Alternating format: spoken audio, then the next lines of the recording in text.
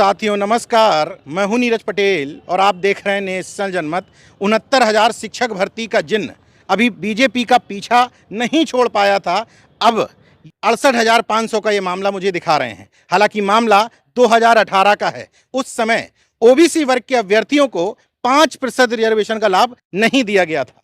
2022 में भी उत्तर प्रदेश का पिछड़ा वर्ग आयोग इस मामले में निर्णय दे चुका है और अब फिर से कितनी जुलाई को 9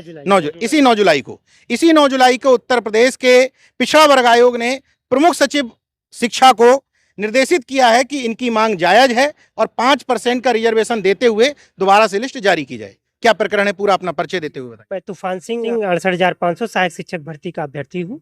हम लोग 68,500 सहायक शिक्षक भर्ती के मामले को लेकर लगातार दर बदर ठोकर खा रहे हैं। इसमें प्रकरण यह है कि भर्ती का जब विज्ञापन जारी किया गया तो उत्तर प्रदेश सरकार के द्वारा ओबीसी वर्ग को आरक्षित कैटेगरी से हटा दिया गया। 2018 में विज्ञापन जारी किया गया और वो ऐसे कौन से अधिकारी थे आज तक नहीं समझ पाए कि ओबीसी वर्ग को आरक्षित कैटेगरी से बाहर कर दिया। कैटेगरी में रखा ही नहीं। हम लोग आरक्षित कैटेगरी में आते हैं, जैसे एससी, एसटी, ओबीसी, दिव्यांग, ये सभी वर्ग हमेशा से आरक्षित कैटेगरी में रहा है।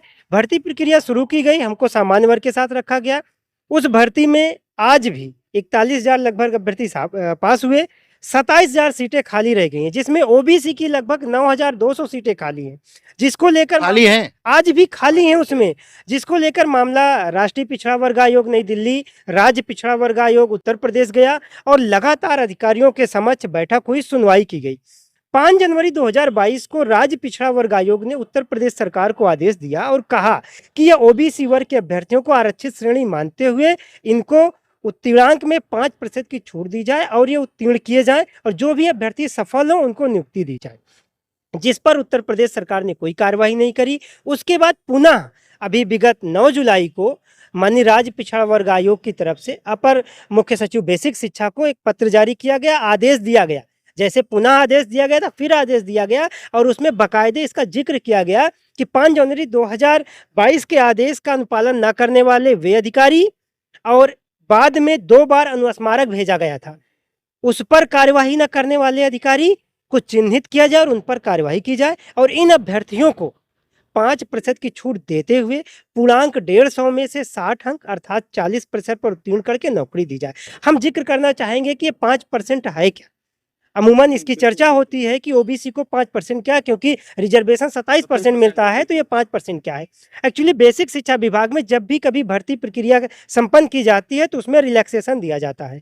क्वालिफाइंग मार्क में रिजर्वेशन के तहत रिलैक्सेशन दिया जाता है, जिसमें ओबीसी, एससी, एसटी, दिव्यांग ये सभी कैटेगरियां उसमें आती हैं।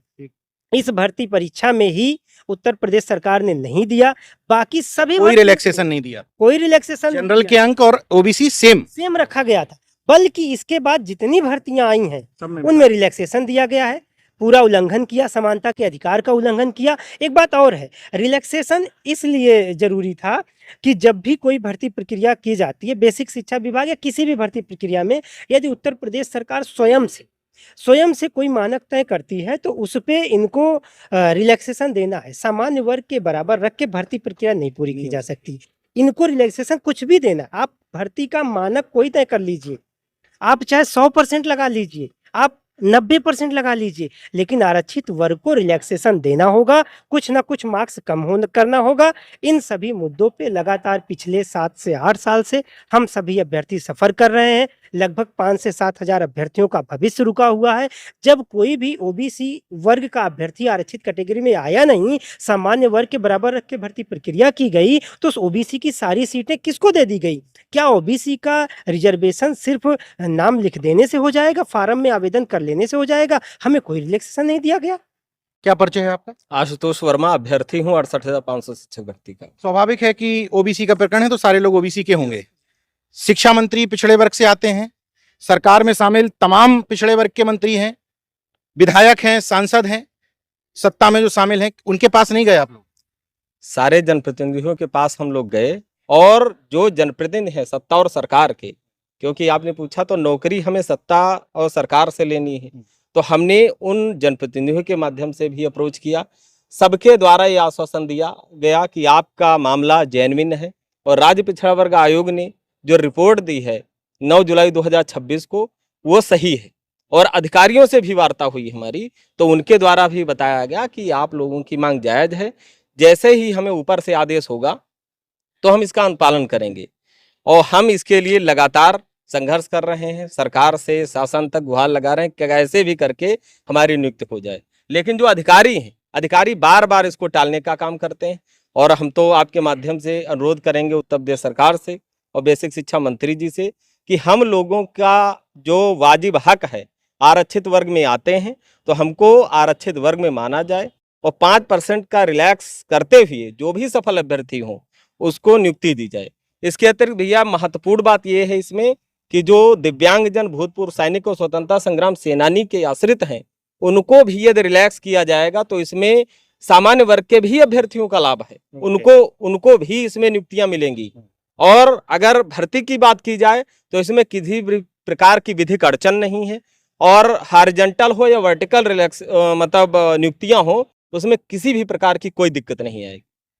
एक बात समझ में नहीं आ रही, पिछड़ा वर्ग आयोग कह रहा है, राष्ट्रीय पिछड़ा वर्ग आयोग कह रहा है, अधिकारी भी कह रहे हैं, विधायक भी कह रहे हैं, फिर दिक्कत कहाँ है? कर कौन नहीं रहा है?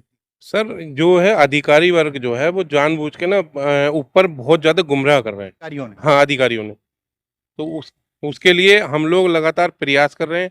हम सारे सांसद, मंत्री, विधायक, हमने उत्तर प्रदेश का कोई ऐसा दरवाजा नहीं छोड़ा जहां हम ना गए हों। अगर ये हो जाता है, मान लीजिए सरकार ये मान लेती है, तो ओबीसी के कितने बच्चों को फायदा हो? कम से कम 5 से 7 हजार बच्चों का फायदा, कम से कम 5 से 7 हजार बच्चों का भविष्य उज्जवल होगा, जो कि मुख्यमंत्री के हाथों से हो सकता है। कितने सालों से ये लड़ाई लड़ रहे हैं? करीब 8 सालों से, 2018 से। भरोसा कुछ बचा है कि अभी भी जो आयोग बनते हैं उन आयोगों की कुछ वैल्यू है, उनकी रिपोर्ट की कुछ वैल्यू है? क्योंकि मैं देख रहा हूँ लगातार आयोग रिपोर्ट दे रहा है और उनको कूड़े में फेंक दिया जा रहा है। क्या लगता है, आयोग के इन सब कागजों की कुछ वैल्यू है? अब तो मानना पड़ेगा, इसलिए मानना पड़ेगा, सरकार को समय नज़दीक है, चुनाव है, पूरा ओबीसी वर्ग समाज इस हालत को देखकर, चाहे 69,000 शिक्षक भर्ती हो, 68,500 हो, दोनों के घोटाले को जोड़ देंगे तो 35,000 परिवार के उनके लोगों को जोड़िए, आप कल्पना नहीं कर सकते किस तरीके से प्रताड़ना की गई है। राज्य पिछड़ा वर्ग आयोग को तो मैं धन्यवाद दूंगा कि उन्होंने उन अधिकारियों पर भी कार्रवाई करने की बात करी है। और इसमें ये सबसे बड़ी बात है, ये आदेश खत्म नहीं होगा। हम लोगों को प्रताड़ित कर सकते हैं, ये नियुक्ति नहीं दे सकते हैं, लेकिन ये आदेश अमर है, आज नहीं कल कार्रवाई होगी। और जहां तक मैं समझ सकता हूं कि अधिकारियों को लगता है कि उनके वर्ग के लोगों का इस पर भला नहीं हो रहा, लेकिन ये साफ साफ है कि इसमें सिर्फ एक ही वर्ग नहीं है, दिव्यांगजन वह भी होता है, चाहे जिस कैटेगरी में हो उसको भी लाभ मिलता है। भूतपूर्व सैनिक है, स्वतंत्रता संग्राम। अच्छा, किसी कैटेगरी को इन्होंने रिलैक्सेशन नहीं दिया? इन्होंने एससी और एसटी को रिलैक्सेशन दिया था। और ये गुमराह ऐसे किए, प्रस्ताव में दूसरा कुछ था, दूसरे प्रस्ताव में दूसरा कुछ था, विज्ञापन में दूसरा कुछ है, आगे की भर्तियों में दूसरा कुछ है, एनसीटी की गाइडलाइन का उल्लंघन है, आरक्षण की नियमावली का उल्लंघन है, मतलब दर उल्लंघन किए। सुनवाई में भी यही अपनी बात बताते रहे, लेकिन आयोग ने समझा कि इन अभ्यर्थियों के साथ गलत किया गया है, उन्होंने निर्णय दिया है। और हम उम्मीद करते हैं कि आपके चैनल के माध्यम से अगर हमारी आवाज माननीय मुख्यमंत्री जी तक पहुंचे तो दिल बड़ा करें। ओबीसी समाज, हर वर्ग का समाज उनको मुख्यमंत्री बनाया है और हम सबके परिवारों के हक अधिकार के लिए एक स्टिक निर्णय ले, जो अधिकारी दोषी उस पर कार्रवाई करे और हम सब लोगों को तत्काल इस पर नियुक्ति दे।